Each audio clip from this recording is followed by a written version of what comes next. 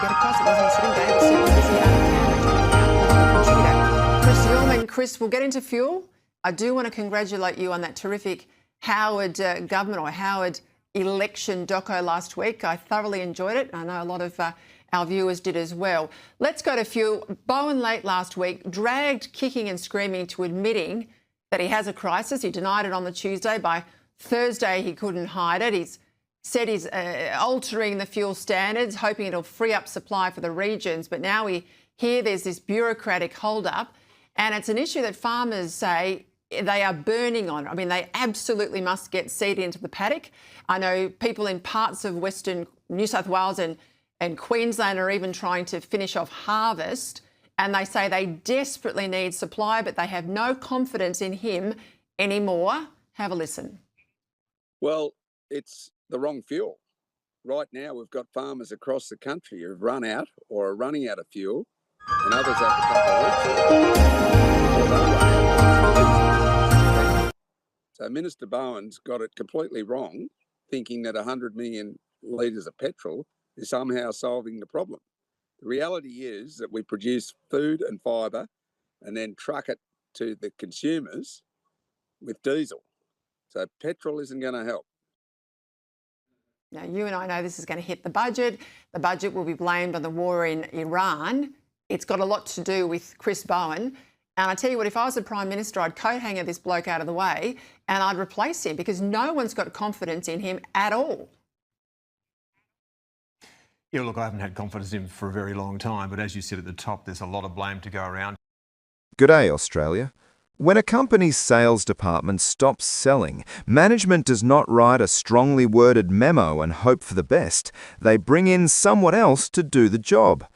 When a football team's goalkeeper keeps letting goals through, the coach does not give an inspiring speech about the beauty of defence. They put someone else between the posts.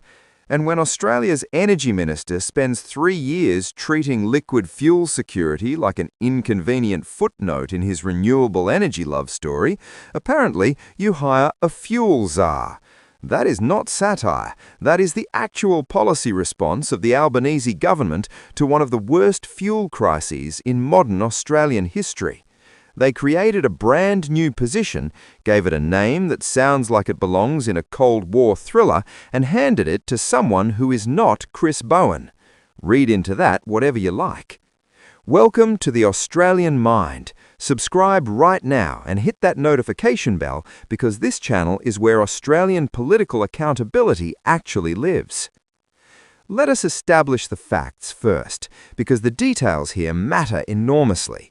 In the middle of the fuel crisis, with petrol prices spiking across regional Australia, farmers unable to secure diesel, and the government scrambling to look in control of a situation it had spent years ignoring, Albanese announced the appointment of a dedicated fuel security coordinator, a special envoy, a czar in all but official title, tasked specifically with managing Australia's liquid fuel emergency and liaising between government, industry and the states.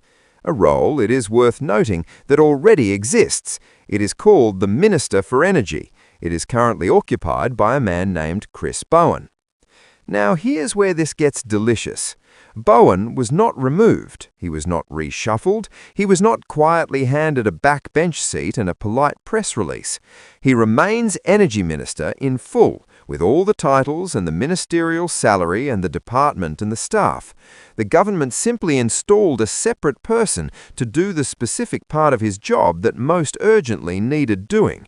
Which raises a question so obvious it is almost embarrassing to ask. If Bowen is still the Energy Minister and the Fuel Security Coordinator is now coordinating fuel, what exactly is Chris Bowen coordinating? The answer, based on available evidence, appears to be climate summits and renewable energy targets and speeches about the sun and the wind being free, all of which are lovely and none of which fills a petrol tank in Broken Hill. Here's the thing about creating a new role in the middle of a crisis. It is an admission dressed up as an announcement.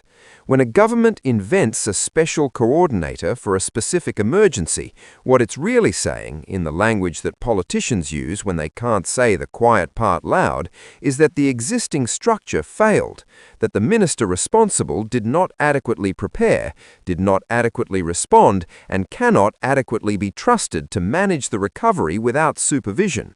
The Fuel Tsar is not a solution. The Fuel Tsar is a political band-aid on a structural wound, announced at a press conference so the government has something to point to when journalists ask what they are doing. And what is the profile of this newly appointed coordinator? Someone with deep experience in liquid fuel logistics? A former refinery executive? A defense analyst who has spent years warning about Australia's sovereign fuel vulnerability? Not quite. The appointment is a former public servant, capable, no doubt, professional, absolutely, but hardly the emergency injection of expertise that the situation demands. It is the government hiring a manager to manage a problem that required an engineer 3 years ago. Let us zoom out for a moment, because the pattern here is important. This is not the first time the Albanese government has responded to a policy failure by creating a new title rather than fixing the underlying problem. The housing crisis got a housing minister and a Housing Australia Future Fund that has housed almost nobody. The cost of living crisis got a cost of living task force that did not meaningfully reduce the cost of living. And now the fuel crisis gets a Fuel Tsar, because apparently the solution to a government not doing its job is to hire more government to watch the government not do its job. Chris Bowen will appear at future press conferences. He will talk about renewable energy. He will mention that the sun and the wind are free. He will note that Australia is on track for its 2030 emissions targets. And somewhere in another office, in another building, a Fuel Tsar will be making the phone calls that the energy minister should have been making for the past 3 years.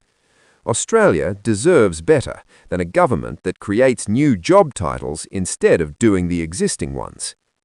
Thanks so much for watching. It genuinely means the world.